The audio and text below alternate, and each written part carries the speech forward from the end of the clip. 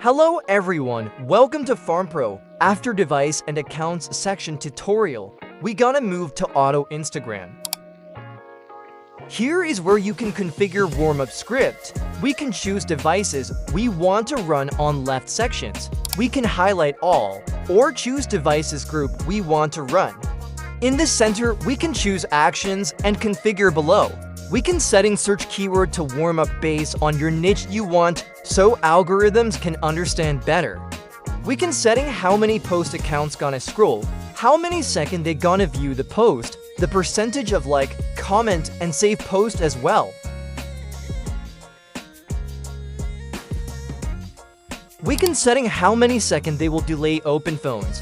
This features to avoid all devices open at the same time as customer want. But for demo, I will run for a faster test. Okay, as you can see, if we turn off delay open phones, they will open 19 devices at the same time.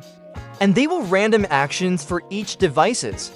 Our FarmPro tool had been optimized already and will optimize more. So that's how we can run automation Instagram by FarmPro. If you guys want to buy FarmPro license, you can DM me with information below. Thank you for watching.